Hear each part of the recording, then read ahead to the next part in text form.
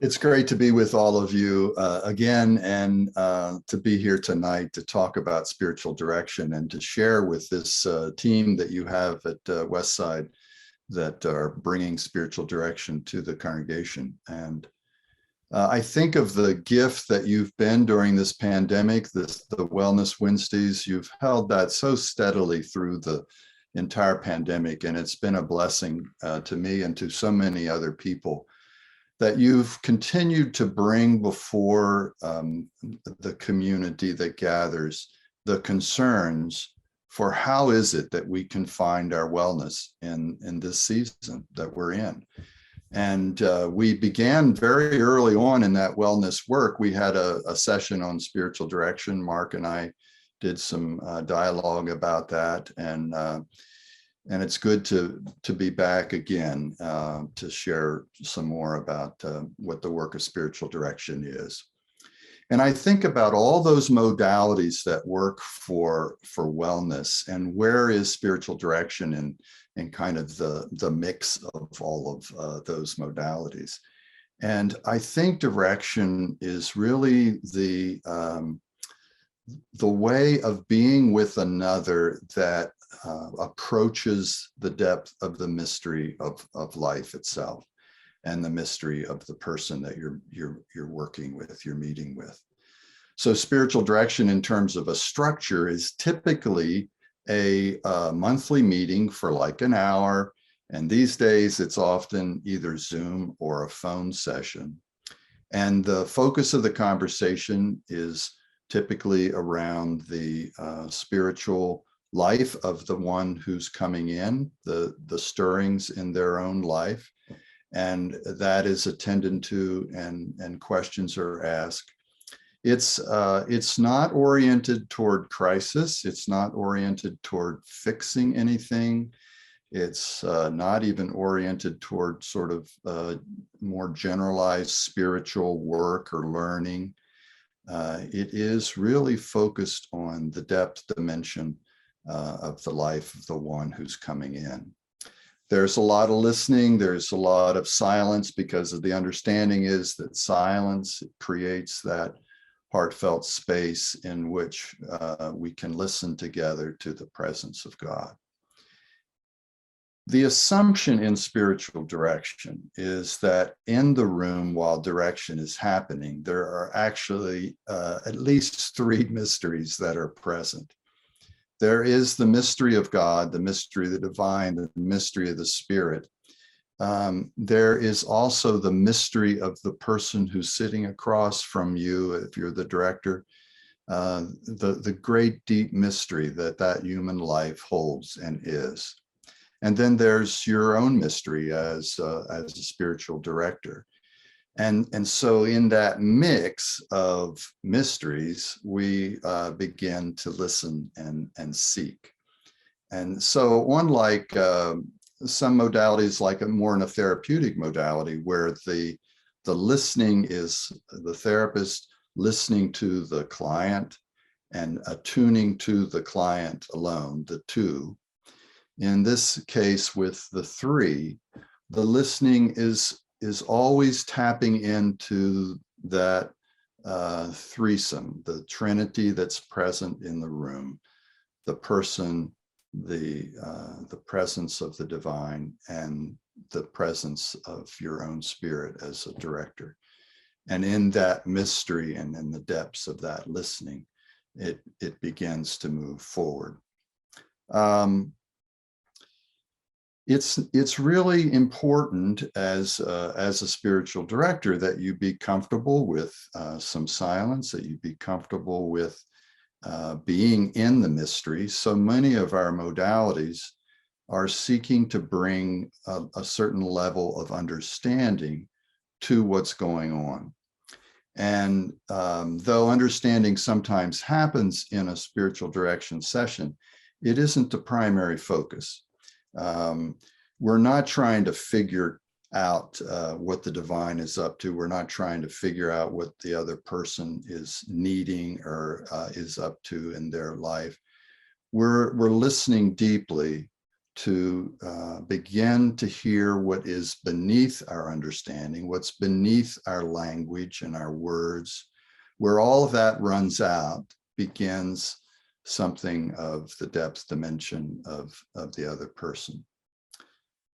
I want to share with you a note that I received from a person who was seeking direction, and it gives you just a little sense of how someone might enter direction and where I, as a director, then began to focus.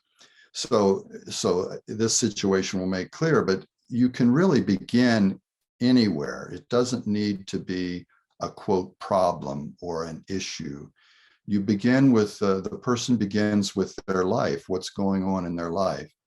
And then the listening begins to take that ever deeper in the work. So anything is sort of game for discussion, and then it goes to the spiritual dimension. So this woman reached out to me and she said, my background is in the arts. Almost 10 years ago now, I completed my MFA in the visual arts. It was an incredibly enriching 2 years, and I graduated feeling I'd reached a new level of maturity in my work. And then I decided that I wanted to settle. I wanted to make a home and marry and get a dog and have a child. And she did all those things, which she says pretty much brings me to the present day. But over the years, much of my creative energy has gone into the art of making a home and a garden and cooking healthy food and striving to live a beautifully slow and peaceful life with my husband, my son, and my dog. I do take joy in these things, but there's always been something else in me wanting to come to life. And that's where my director's ears first perked up. I have been trying many ways to help bring this to light, and slowly I feel more clarity coming. It seems related to a deep spiritual pull that at times hits me very hard in almost an alarming way. I had an experience at a Cynthia Bourgeault talk, and Cynthia Bourgeault is one of the writers in contemplative spirituality. I had an experience at a Cynthia Bourgeault talk that left me shaking, teary, and speechless. I often find I feel an immediate connection with people deeply committed to a spiritual life and sense that I just kind of get it. And I'm not sure if you're even supposed to say this. So that was her initial reaching out to me, and it was enough to hook me. I said yes.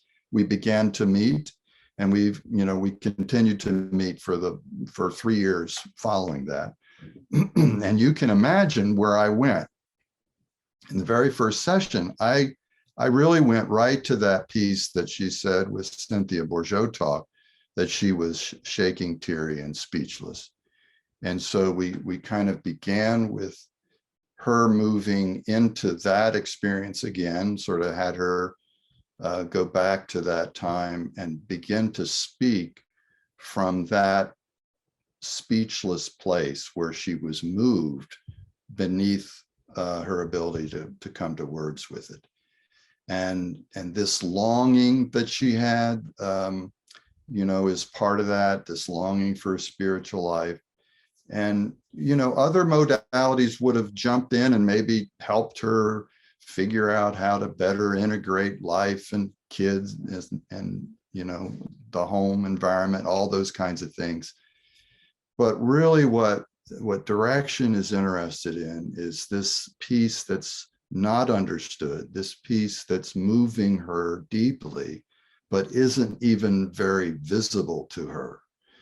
And so spending our sessions really over a period of about 3 years, looking more deeply into that. And she began to uncover more and more of what was stirring in her around that, and begin to see some of the threads that came out of that to her life and to her art. But it's very much of an ongoing work. So that's an example of how someone can come into spiritual direction. Sometimes people come in more of a sense of crisis. You know, there's been a death, there's been a loss or a divorce, or you know, their job is changing. There's some kind of big stirring or crisis in life, and that's a fine place to begin direction. But again, it's not about looking to, you know, help them negotiate and cope with all the stresses that are going on, but to use that occasion, whatever the occasion is in their life, as an opportunity for them to listen more deeply to the presence of God, to the stirring of the Spirit as it stirs in their life. And I'm often excited by people coming in that are at a place where a lot of paths have suddenly ended. And I don't find that, I find that hopeful in the sense of an understanding of life, because I trust that when there's an impasse in a lot of the normal ways of moving and being, then there's a real opportunity to come afresh at what life is. And people often can, if they do conscious work around it, they can often slip into a deeper way of being as they wrestle with some of those longings and urgings that have maybe been silent while life has kind of crunched on in a predictable, normal kind of way. But having said that, you know, direction is not crisis oriented, so it's really ongoing work. And I have some people that have seen me for direction for over 20 years on a monthly basis. Other people come for some years maybe, and then I don't see them for a while, and then they re-enter direction.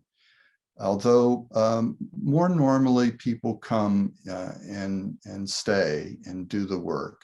And so I get to know them in a very deep way and track them through both sort of, you might say, the highs and the lows of life. And that kind of intimacy with the journey that they're on really allows the work to be rich and full. I can, you know, usually see when someone comes through the door or gets onto the screen, see pretty quickly what's there. And we very quickly settle into good work because there is such familiarity that's present in their lives.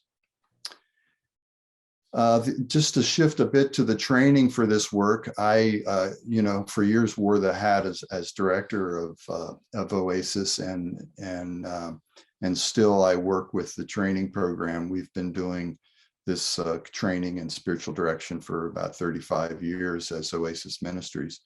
And Mark and Penny and Molly and Pat and Liz and others perhaps in your congregation have received training through Oasis. And it's a 2-year training program, and it's a total of 20 days of training spread out over a 2-year period. And these days it's entirely online, and we do the training online, and people gather from all over the country. And this year we had somebody from South Africa in our 2nd-year group, and 2 people from California in that group, somebody from Puerto Rico. So there's this great diversity and geographic spread that we are able to tap into now that we've moved the program to be online.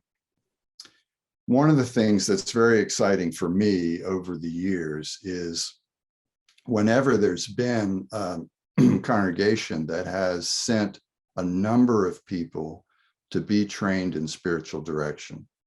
And we've had several congregations around the Oasis region that have done that, including Westside.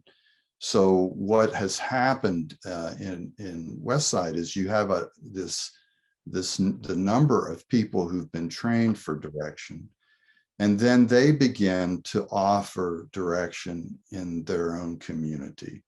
And there's sometimes that's offered as individual direction. In the case of Westside, there's been a real effort to start group spiritual direction. And I think what you do and what Westside is doing in group spiritual direction is a beautiful use of direction and of group spiritual direction.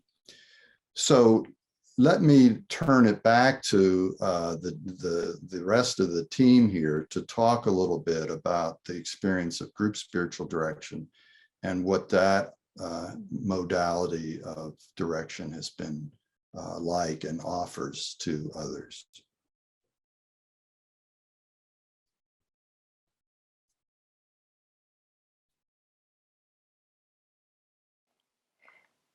All righty. So thank you for that, Glenn. And just to give a quick overview, and so one of the things, as mentioned, is that we at Westside have taken this modality of spiritual direction, and it has been really spearheaded to a large extent by Molly Ledwith. Has really helped to nurture individuals in a group setting. And so for those of you who are familiar with it because you're participating or because you've heard or an ear is being perked, we just thought we would talk a little bit about what that and perhaps maybe a little bit of the impact that it's had on our community. So Molly, would you like to begin by just sharing a little bit about your heart's connection to this ministry? I'll begin by telling a story, a quick one about me. A number of years ago, I was in a big crisis because of one of my kids. What else is new in this life? And I went to a counselor and just throw myself at his feet and say, tell me what to do. I'm screwing it up with this kid. Obviously, help me to do what I need to do. Give me advice. And what this person did was not only give me advice, but that stopped pretty soon. What that person taught me to do was to listen to God's voice in my heart. And more importantly, to respond to that in a way that brought grace to myself and hopefully to other people. Outside of my family, that's the most powerful gift I've ever had in my life, bar none.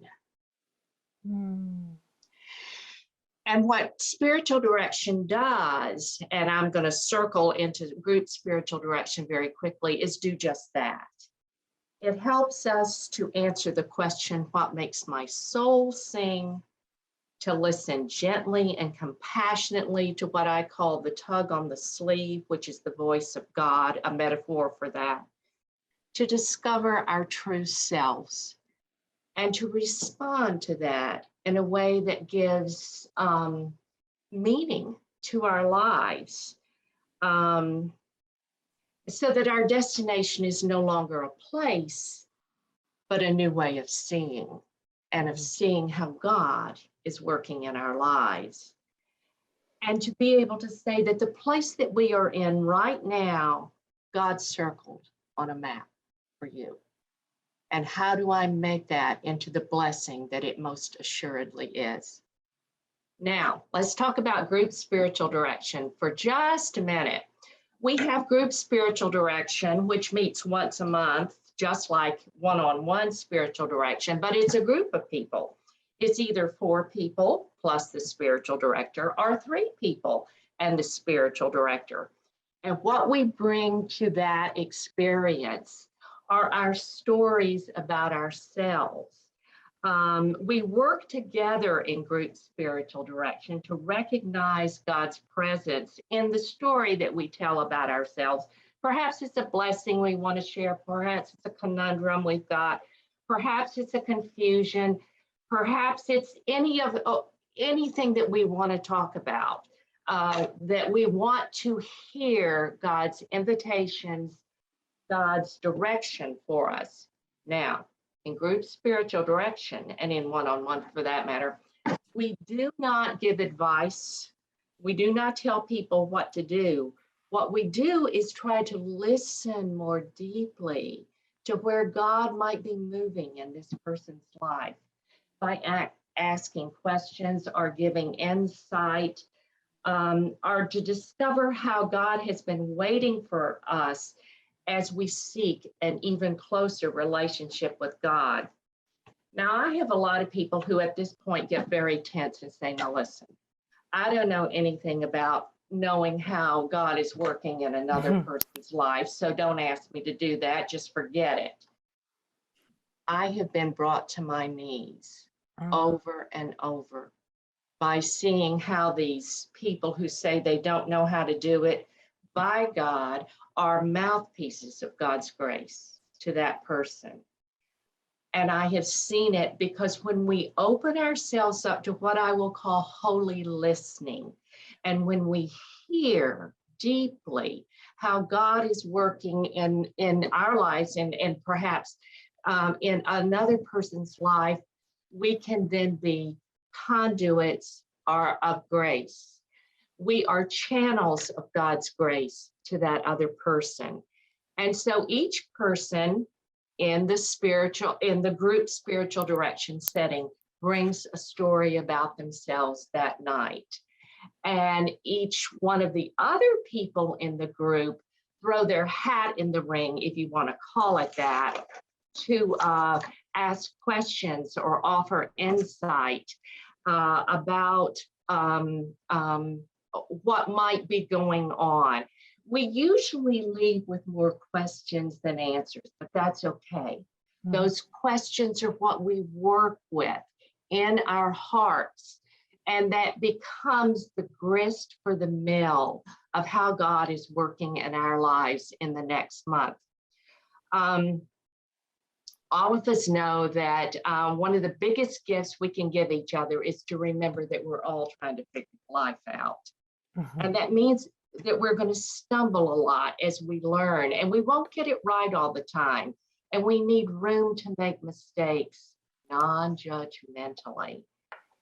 That's what compassion is about. That's what group spiritual direction is about also. As we metaphorically hold each other in holy listening, in holy wonder, and in holy curiosity, letting God's Spirit work in everyone's life in a way to bring blessings. Thank you. It reminds me, when you were speaking, I was brought to mind with a group that I'm working with, which has in it some helping professionals, shall we say. And often, as they're listening to one person, who often people do, they dive into a particular thing because they're looking for the sense of where the Spirit can guide them, often in a situation. But it's so funny, it's gotten to the point where we laugh when the helping professionals say, "Okay, I'm gonna take off that hat now. I'm not gonna give," because there's a way in which you feel compelled to want to do the surface level thing, which is like, "Oh, have you tried this?" Or, "Oh, what about, oh," but everybody knows that because they've committed to listening in a different way, they're hearing. I've noticed that you said this several times. Can you say more about that? "Oh, I did. I did say that. Oh, you're right. Oh, okay. Well, and what amazes me is how just somebody hearing something that might be beneath what you actually said, just gently pointing it out, often opens a door into looking at something that you had kind of thought was this, and then right away, and you can often see it in people's face.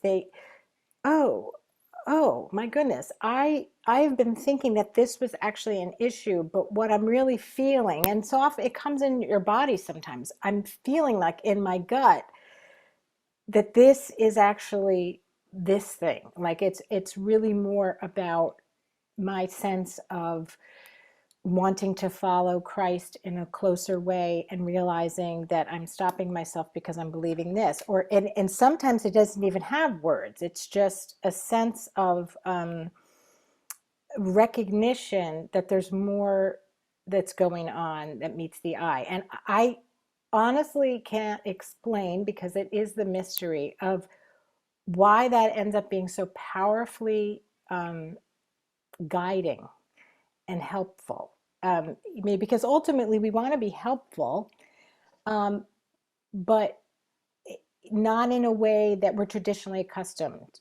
Sometimes we have to sit with people in their pain, and we have to sometimes name how much we would love to relieve the pain, but that's not the point. The point is to, set up camp with you outside and sit with you while you're going through it, and see, how you can come through it being companioned along the way, so you don't sense that you're alone, that you've got company in it.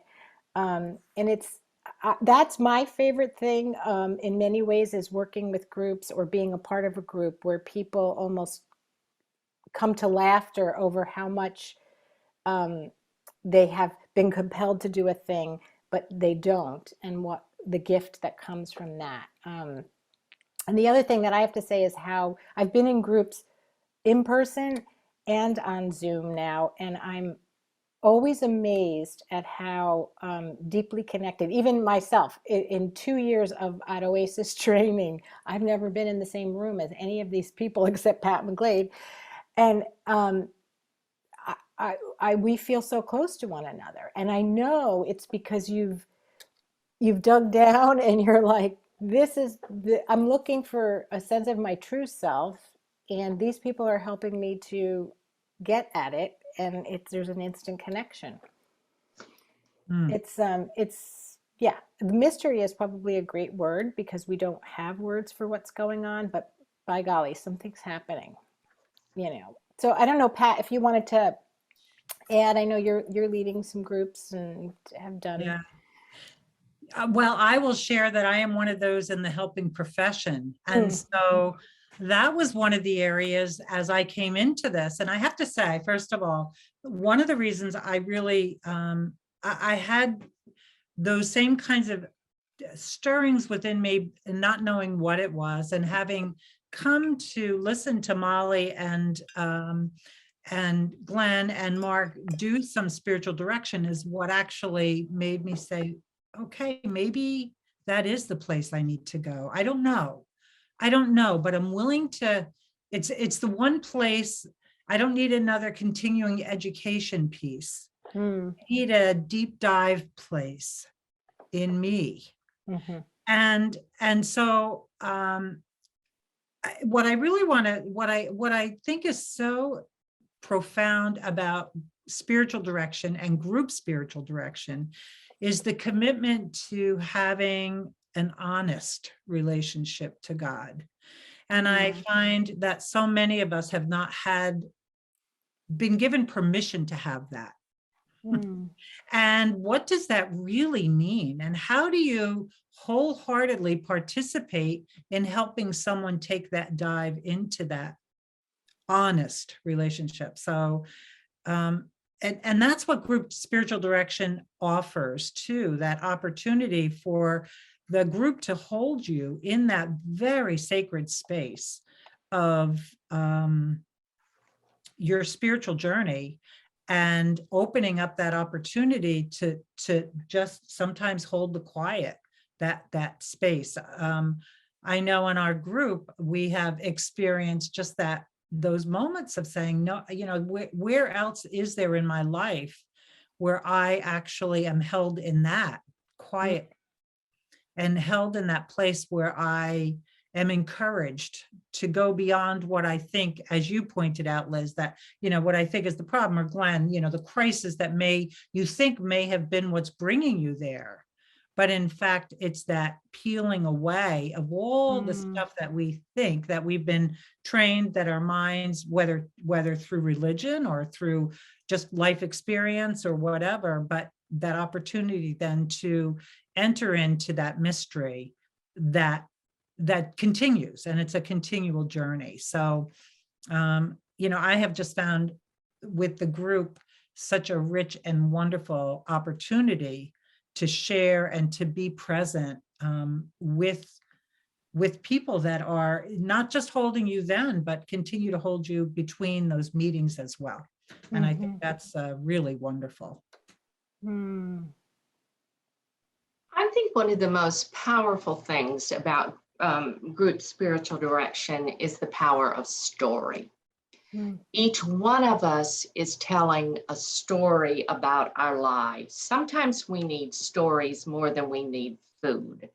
That's an Alice Walker quote. Mm. I have been reading, let me digress just for a second. I've been reading a book on the Civil War. It's utterly fascinating, and the lead up to the Civil War and this and that and the other. And it turns out that one of the most powerful things that led to the Civil War and all the roiling and boiling was a story. It was Uncle Tom's Cabin by Harriet Beecher Stowe. A lot of people, if you tapped them on the shoulder and said, what was the Compromise of 1820 about? They can't answer it. Or the Compromise of 1850, they can't answer it. Tell me about the Dred Scott case, once again. But most people will remember the story, something about the story. They can't tell you the whole story of Uncle Tom's Cabin, because it touched people's heart. We say that the longest, I say into my groups, the longest journey in the world is the journey from the head to the heart. And Uncle Tom's Cabin got the American public out of their heads and into their heart, and ultimately to the conflict that became the Civil War. I'll tell you one other thing about story that is so powerful that I sometimes say with my group, and this is a quote, so I'll have to read it. All moments are key, and each life is grounded in the mystery of God and shot through with divine grace. Each person's story is a scripture waiting to be read and interpreted, a sacred text capable of nothing less than divine truth. All that is needed is eyes that can see, ears that can hear, and a heart that responds. So when we tell those stories in the group setting, transformation happens. Yeah, I think I love that, because I really think that we say it's not therapy, but people find being held and listened to and having space, it can be very therapeutic. I think, and so it's not something to solve. It's not a problem-solving kind of thing, but often I have my self-experience, and I know people have said to me that they grow in a sense of compassion for themselves and for others as they listen.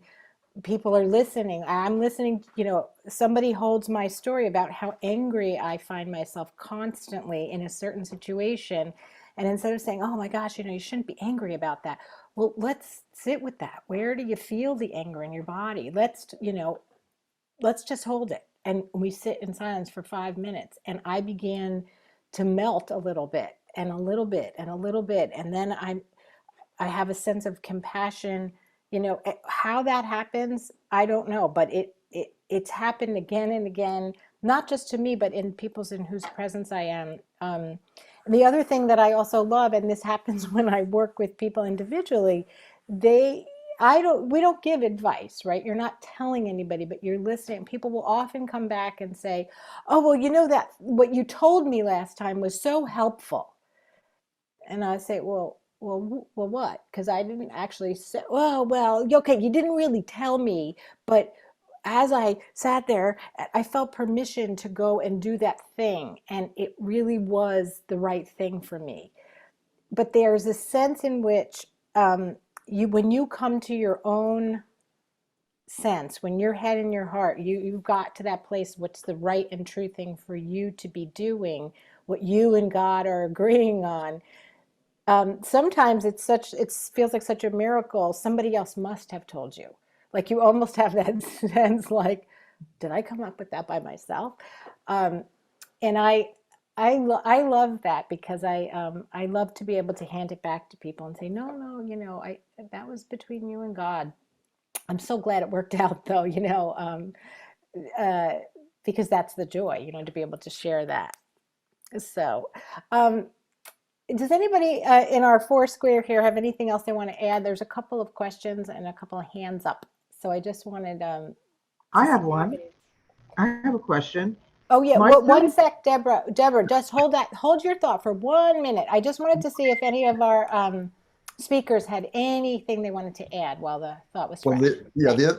the thing I would want to add would be just the gift that the silence often is. And I think in particular, the rhythm of silence in group spiritual direction. So, while that story is being told, while the person is sharing whatever it is they're sharing, the others remain in silence. There's not this, where else do we listen to somebody 10 minutes without interrupting? And that kind of the sacredness that creates in terms of the depth of the listening is in and of itself very transformative. I think that we really do give that kind of space to the other, to that deep listening and the silence between all the individual sharing we do. Really bathes it all in a sense of that sacredness, I think. Yeah. Absolutely. And yeah, and I the other thing that I'd like to add is that wholehearted listening. We talk about wellness as being the integration of body, mind, emotion, spirit. And in fact, it comes from the heart, comes from the head, and maybe your problem goes to the heart, but it's the whole, it's the conduit of each one of us holding that energy, that energy of prayer, that energy of silence, that energy of connectedness through something that we don't ever experience. I've never in another place in my life. And being able to hold someone in that's a very healing space. It just provides this beautiful warmth that allows for that healing, and it's powerful. Yeah. So I wanted to, there's three questions, so I just want to answer, kind of raise them in the order in which I saw them. And so Tori is saying that she's unclear as to Glenn's role. And Tori, are you asking that, meaning like the role of the spiritual director? You want to clarify that if you're still here? Oh, okay. So why don't we go, I didn't understand. We have many people on this, many directors and spiritual leaders on this group, and I'm unclear as to who's doing what and what Glenn's role was in this whole thing. And so it's that's the only, it's just kind of clarification. I'm sorry. Oh, so you meant for this evening? Yeah, is he a spiritual director? Is he I mean where Yes, yes, all the above. I'm a spiritual director, and I'm also working in the training program, training spiritual directors that both Liz and Pat and Molly have completed the training with Oasis, and I've worked with them in their training. Are you part of West Side, or are you an outside guy? No, I'm an outside. I've been here often enough. I feel a little kinship for sure, but I'm not officially a part of West Side. No. No, Oasis is a center for spiritual direction in central Pennsylvania, actually. Okay. Yeah. So, okay. So does that clarify? And then the second. Yeah, that's fine. That's great. Thank you. Thanks for asking. I'm sure that helped everybody clarify. And Prasna, I think I see your cute little hand up. Oh, hi, everybody. And I just wanted to say how excited I am to see Glenn. I actually graduated from Oasis in spiritual direction last year. That's right. And I have had the joy of being both in direction as a recipient of spiritual direction and also offering spiritual direction. And in both cases, I mean, everything ditto, ditto, ditto that everybody has described it as. And, I kind of look at it as a real cradling of the human spirit for me. When I'm in direction with someone or in a group spiritual, either I feel cradled and held, or I feel that I am, cradling, but it's not just my cradle. It's sort of a cradle between the Holy Spirit, myself, and the person that I'm in direction with. And definitely, one of the greatest gifts of spiritual direction for me has definitely been that shifting, that little bit of those little shifts that occur over a period of time and you don't even realize what was happening. And I remember the very first time that I saw spiritual direction being demonstrated. And at the end of the thing, I was a little angry after the end of the demonstration because I was like, what? That's it? Because it sort of ended abruptly, right? And nothing was fixed. There was no real neat bow at the end of it. It wasn't tied up in a neat bow. And I was a little annoyed with it. It was like, what was all that about? But as I sat with it, I started to see examples of the pieces coming into my life about how what I had witnessed became a working part of my life, moving through different curtains or different veils, so to speak. And it was very, very fascinating that it doesn't have to be a fix-it. It does not have to be. It just is about what is going on and what is present. And it is all about presence. And that's what made it so powerful. That presence speaks louder than anything else. And over time, I've come to appreciate the role it's played in my life. I mean, I go for spiritual direction individually, I go for group spiritual direction, and I also do both as a director. And it's been just a very, very humbling and beautiful, beautiful experience that people trust me enough to be such an intimate part of their lives, right? But it is a gift and a blessing both at the same time. And it's just something that and I'm very grateful to Glenn for the training. I happened to have the training 1 year in person and 1 year on Zoom. And it was amazing, both times. So thank you so much. Thanks, Prasna. So Deborah asks a question that really kind of speaks to sometimes, Glenn, I think you spoke about this. Sometimes it is crisis that brings us to want to see things and she, with spiritual direction eyes. And she's speaking about her daughter who had a 35-year-old daughter who had a couple of strokes. And Yes. it sounds like that really, that crisis brought her closer to a sense of God in her life, which often does happen. Yes. And to it's be really able, amazing. It's really amazing. She's never gave up hope, and she really believes in her mind. She doesn't want to walk her. She really believes that the Lord is healing her, and I believe He is healing her. She's walking a lot better now. She's having a lot of physical therapy in the house, and she's really doing amazing. But she never gave up spiritually. She's depending on God for everything. She told me she's going to start going to church as soon as her legs get a little bit stronger, obviously. But she's doing good. No wheelchair, no walker. She's amazing. She's able to really lean more towards God than, to say, okay, this person say, you need a walker. She's saying, no, I don't need a walker. And she's really doing amazing. Yes, and thank you for that testimony, Deborah. And that's a really powerful story. And I think with direction, it's holding in love the person who's experiencing whatever crisis they're experiencing when they come in crisis.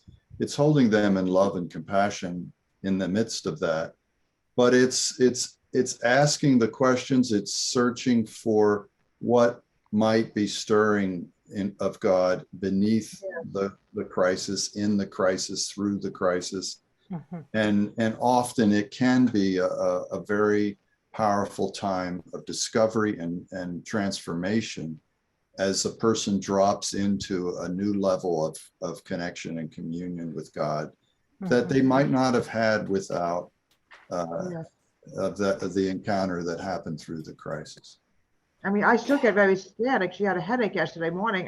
The panic mode started going into me instead of me leading towards God. I said, she's got a headache. Her pressure's up, and her pressure was completely normal. It was just a headache, but the panic mode still goes on. But I am depending more on God also. Yes, yes. Yeah, you're in it together, aren't you? Mhm. Yeah, it's really hard. Plus, I have a sick husband who just said, "Oh, God." Mm. Yeah. Yeah. Thank you. Let me get myself on mute. So we wanted to just leave a little time if there was anybody who had any questions or wonders or things they would like clarified or stories to share. Leave that open. You can unmute yourself or tap it in there. I'm really I mean, I'm way down in Virginia, so I'm like way out of you guys. This is great stuff. Molly's a good friend, so I kind of understand where we are. What do we do if we are not up there and we want to become part of a group? How does that work? Or does it? Or do we have to form our groups down here? I'm trying to figure that out. And I don't have time for a ACES training, unfortunately. I just don't have the bandwidth for it.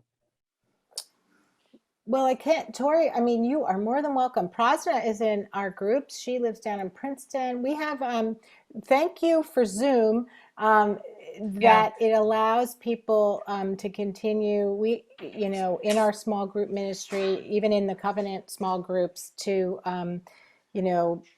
log on at the time that the group has covenanted to be together once a month. And it works quite beautifully, honestly. I always like to brag about our friend who comes from Singapore. We absolutely love our friend Peter, and even though he's 12 hours off on the time, it's that I know some people don't like Zoom, but I have to say for this medium and modality, it works beautifully. Okay. So you are welcome. You reach out to us, Tori. In my spiritual direction groups, I have someone from Austin, someone from Boston. Oh. And Austin and Boston, two different groups, and someone from Queens. So we're all on Zoom, and we just do fine. Okay. Yeah, it might be helpful to say you reorganize sometime over the summer in terms of new groups. It's a commitment for basically the school year, right? We work. The year is October to the following June, so it's 9 meetings, 6, 7, 8, 9. Yes.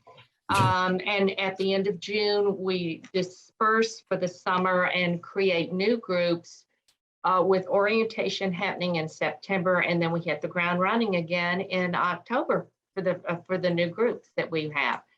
We have 8 groups this year, spiritual direction groups. Yeah.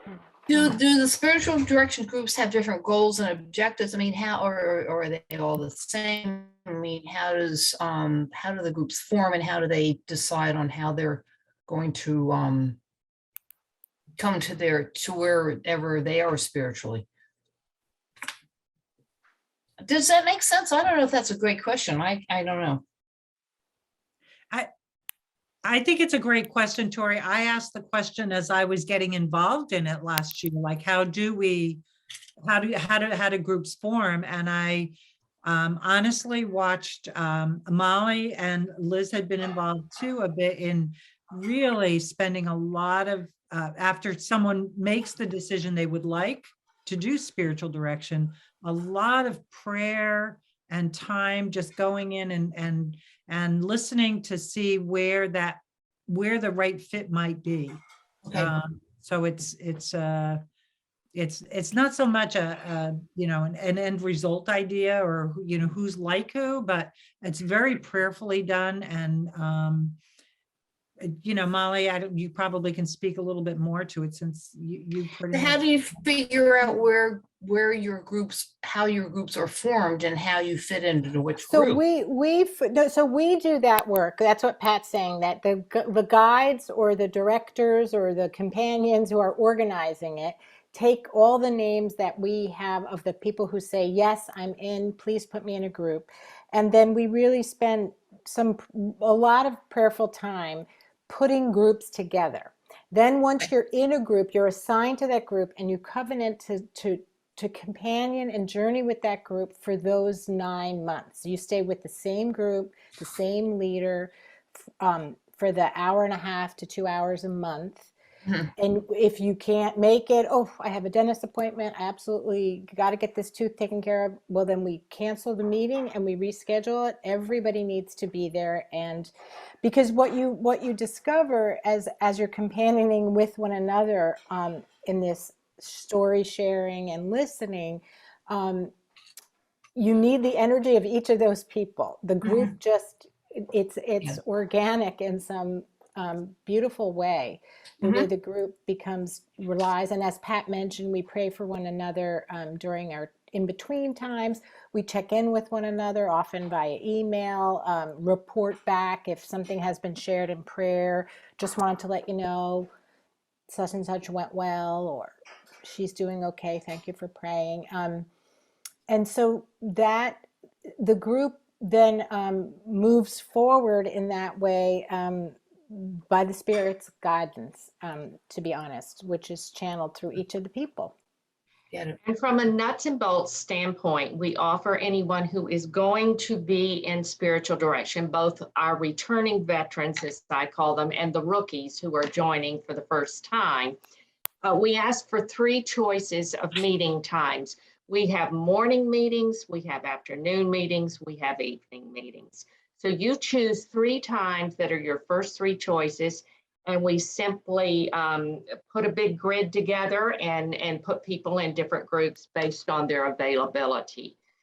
Your availability is a big reason why you ended up in the Thursday night group, for instance, versus the Tuesday afternoon group or whatever else.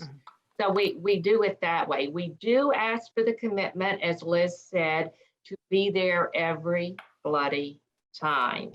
And if things happen, and we are dealing with some of the busiest people on the planet, and things do happen, and no, you can't come perhaps to the March meeting, you know what? We'll reschedule that March meeting. Wow. So that we have all hands on deck every time. Yep. Wow. Donna, did you had your hand raised, but Yes, I just want to say that I have been very fortunate. I was with the first group spiritual direction group that Mark did at Westside. And I have been doing group spiritual direction every single year.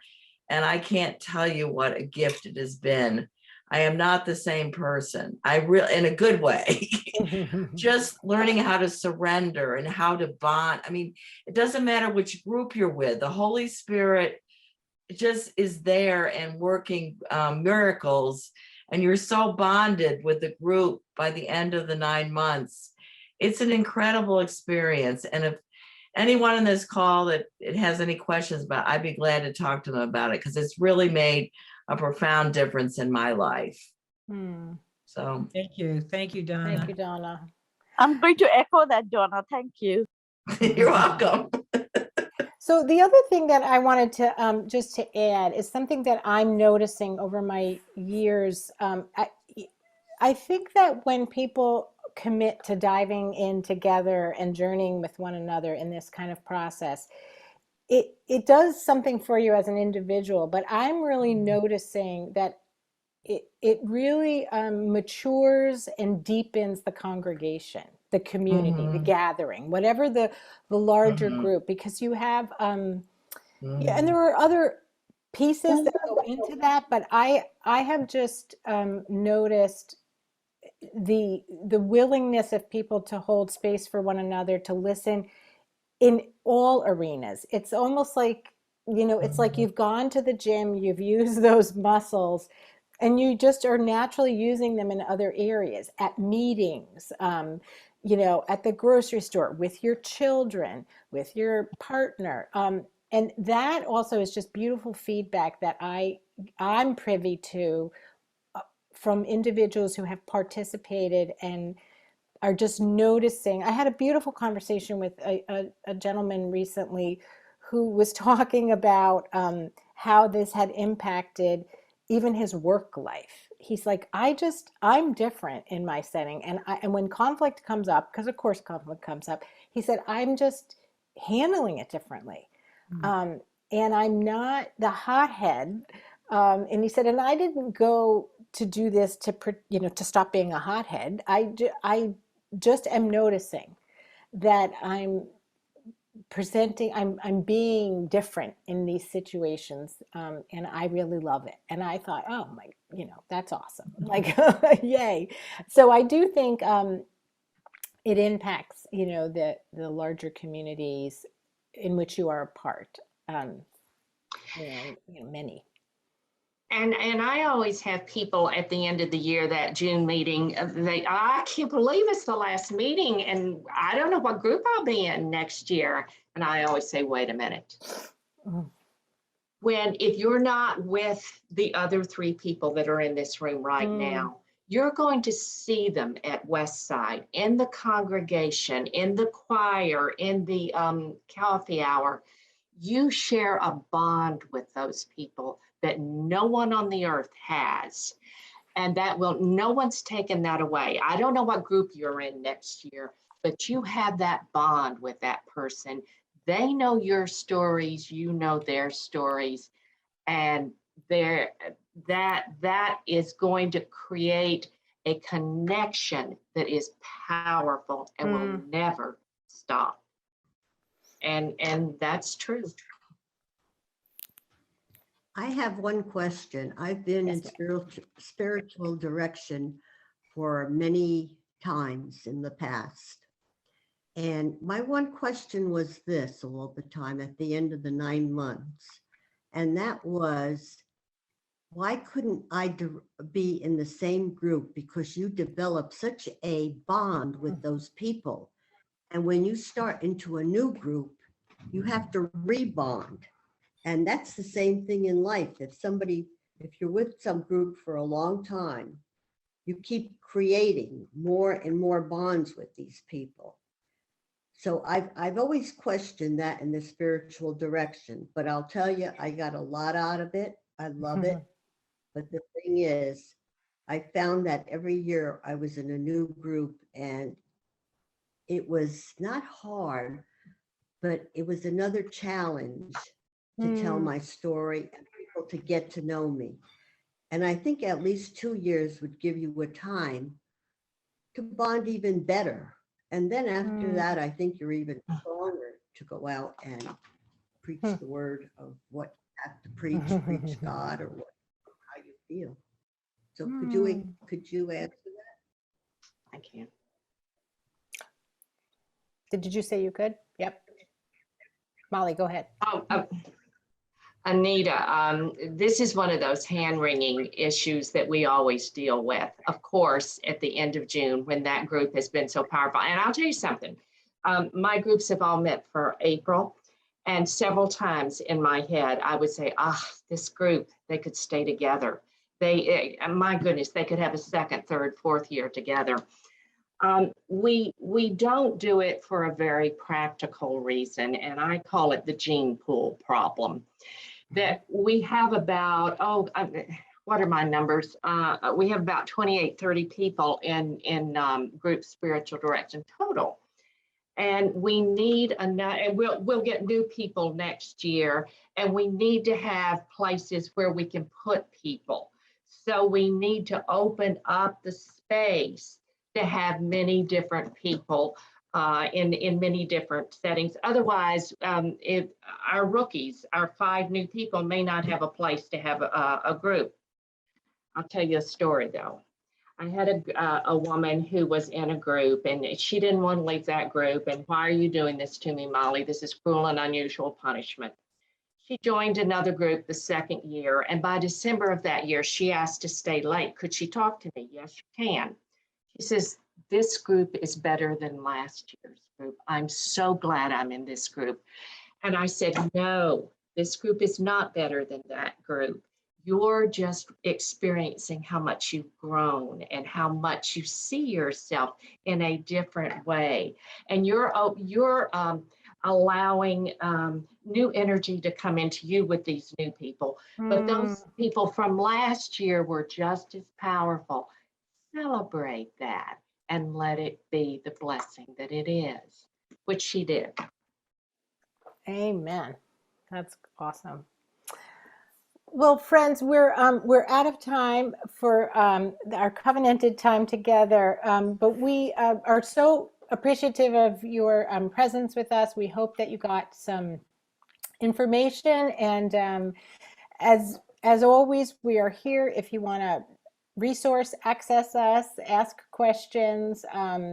We hope that you'll come back next week. We are going to be live and live streamed, and we are going to hear tales from Penny's Sabbath time away, her Sabbath sabbatical. She's going to, she and I are going to have a conversation about what she expected and what she was hoping for and what actually happened.